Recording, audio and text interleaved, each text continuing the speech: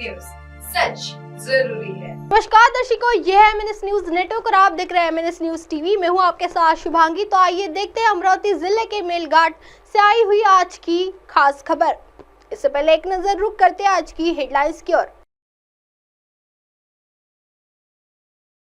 अमरावती जिले के मेलघाट परिवार की प्यास बुझाने के लिए गड्ढों से गंदा पानी इकट्ठा कर रहे हैं ग्रामीण। जल संकट के बीच अतिशी ने मंत्री गजेंद्र शेखावत को लिखा पत्र, हरियाणा यूपी से पानी दिलाने की मांग। यूपी और राजस्थान के रिजल्ट को लेकर खरगे ने कर दी भविष्यवाणी, साउथ पर कर दिया बड़ा दावा। आइए देखते हैं खबर विस्तार से। अमरावती जिले के मेलघाट के परिवार की प्यास बुझाने के लिए गड्ढों से गंदा पानी इकट्ठा कर रहे हैं ग्रामीण। भीषण गर्मी के बीच पानी संकट गहरा गया है। देश के अधिकांश हिस्सों में लोग पानी संकट की समस्याओं से जूझ रहे हैं। कुछ ऐसा ही नजारा महाराष्ट्र के अमरावती जिले के मेलघाट क्षेत्र का भी है। यहाँ के कई गाँव गंभीर जल संकट का सामना कर रहे हैं, जिससे ग्रामीणों को प्रदूषित स्रोतों से पानी इकट्ठा करना पड़ रहा है।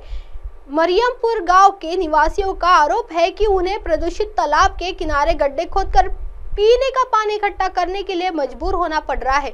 यहाँ के लोगों ने सरकार और प्रशासन के खिलाफ अपना रोष जताया है। ग्रामीणों ने कहा कि यहाँ के सरकारी नल काम नहीं करते हैं और सरकारी टैंकर की सुविधा नहीं मिल रही है।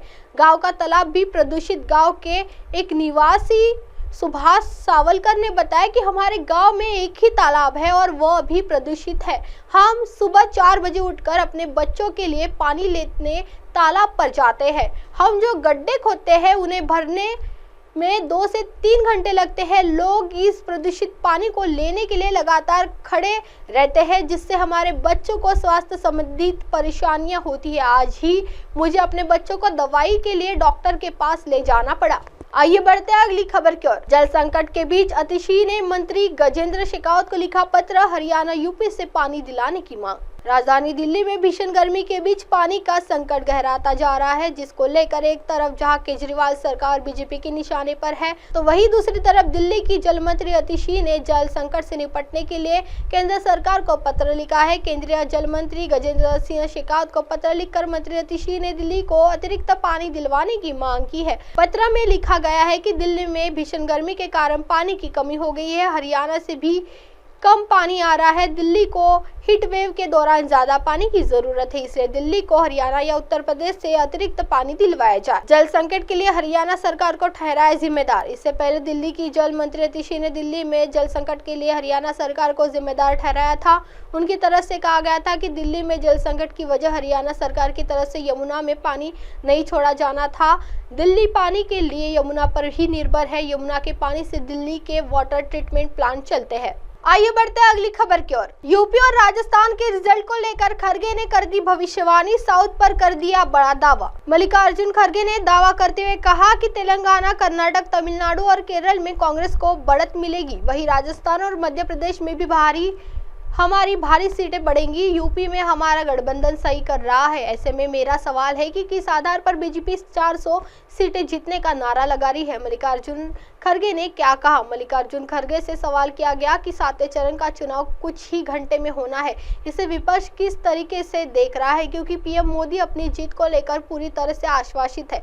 इसके जवाब में खरगे ने कहा कि वो कुछ भी कहे, लेकिन लोगों ने तय कर लिया है कि वो इनकी लीडरशिप को स्वीकार नहीं करना चाहते हैं। उन्होंने आगे कहा कि इस चुनाव में महंगाई और बेरोजगारी ने बहुत बड़ा काम किया है। संविधान और लोकतंत्र भी लोगों से दिमाग में बैठ गया है। ऐसे में उन्हें आंध्र प्रदेश में कुछ मिलेगा, लेकिन तेलंगाना और कर्नाटक में तो कांग्रेस को बढ़त मिलेगी।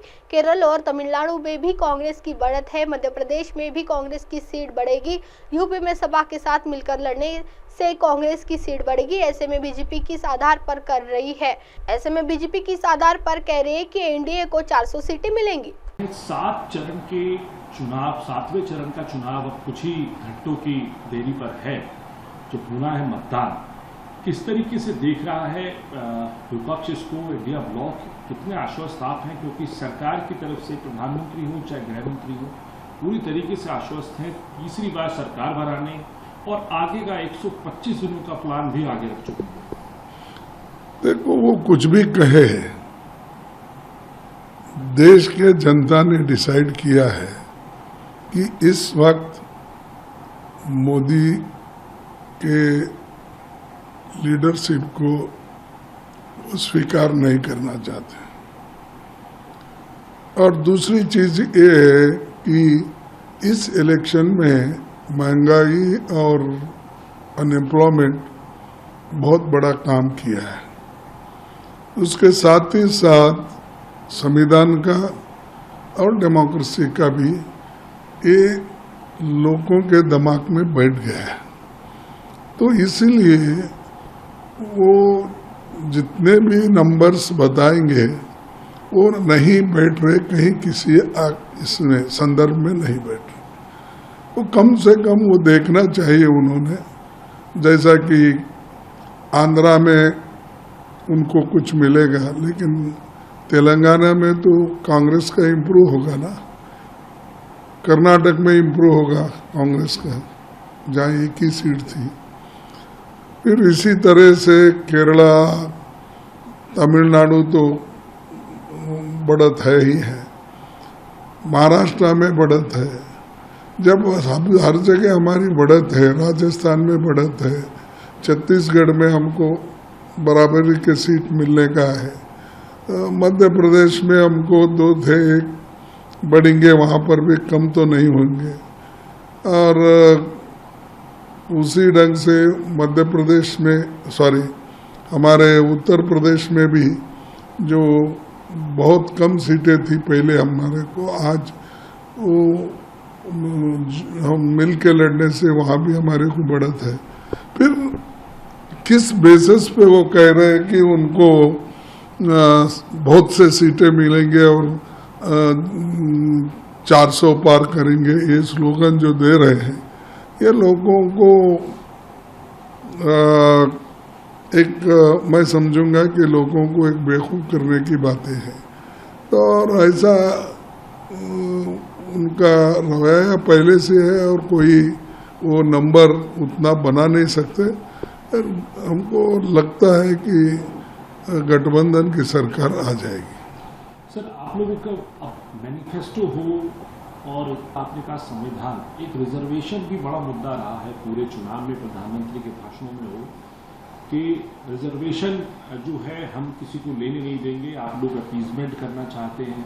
आप लोगों की तरफ से बार बार ये कहा गया कि हम जो है गिनती करवाएंगे। तो क्या माना जाए कि इस संदर्भ में जो है जनता कहाँ विश्वास कर रही है, और ये मुद्दा जो संविधान और रिजर्वेशन का है, कॉन्स्टिट्यूशन बदलने वाला जो आप लोगों ने बनाया है, क्या ये लोगों तक पहुंच पाया है, और क्या जो वोटर पिछली बार नहीं था आपके साथ इस बार आ रहा है? बहुत से लोग समझ गए हैं किस तरीके से इन्होंने अपने रिजर्वेशन को खत्म कर रहे हैं। अगर खत्म नहीं करते या उनके दिल में इनके लिए अच्छी भावना होती, वो सेंट्रल गवर्नमेंट में 30 लाख वैकेंसी भर देते। उसमें से तो आधे से ज़्यादा गरीबों को ही मिलने रहता है, दलित, पिछड़ा, इनको ही मिलने वाले थे। तो वो उन्होंने नहीं किया। हर चीज वो कहते हैं कि बदलेंगे। कैसा बदलेंगे? संविधान में तो ये है, शेड्यूल कास्ट के लिए तो इन्होंने नहीं बनाए, ये तो डॉक्टर अंबेडकर जी ने लड़के गांधी जी के साथ संवाद करके उनसे एश्योरेंस लेके रिजर्वेशन वहाँ से शुरू हो गई कि जो आने वाले संविधान में भी इसको लिया गया। जिसको इससे पहले जो हुआ था वो पुनः पैक्ट में बातचीत हो गई थी और वो आगे बढ़ी, और आगे बढ़ने के बाद सभी ने माना। पंडित और महात्मा गांधी जी ने सबको मनवाया, पंडित जवाहरलाल नेहरू जी को, वल्लभ भाई पटेल को, सभी को मनवाने के बाद आखिर में ये रिजर्वेशन क्लॉज कॉन्स्टिट्यूंट असेंबली के डिबेट के बाद आया। इनका क्या है उसमें? इन्होंने क्या कहा? मेहनत तो किए डॉक्टर बाबा साहब अम्बेडकर और पंडित जवाहरलाल नेहरू, ये सभी ने स्वीकार किया। उसको स्वीकार करके वही चल रहा है। 10 साल एक्सटेंशन होते। जब तक इस देश में अस्पृश्यता है और उनको समान दृष्टि से जब तक देखा नहीं जाता या समान दृष्टि से उनको हक नहीं मिलेगा, तब तक रिजर्वेशन ये रहेगा। अब आप हमारे चैनल को अपने मोबाइल ऐप पर भी देख सकते हैं। मोबाइल ऐप पर देखने के लिए प्ले स्टोर से MNS news T app download करें। इंस्टा, हाइक, ट्वीट, कुक, फेसबुक और कई सोशल मीडिया प्लेटफॉर्म पर हमारा चैनल उपलब्ध है। आप इसे यूट्यूब पर भी देख सकते हैं, आप इसे लाइव भी देख सकते हैं www.mnsnewst.com पर। फिलहाल वक्त हो चला दर्शकों ब्रेक का। ब्रेक लौटने के बाद देखिएगा देश और दुनिया की तमाम बड़ी खबरें। बने रहिए MNS न्यूज़ टी पर मेरे साथ यानी सौभाग्य के साथ। नमस्कार।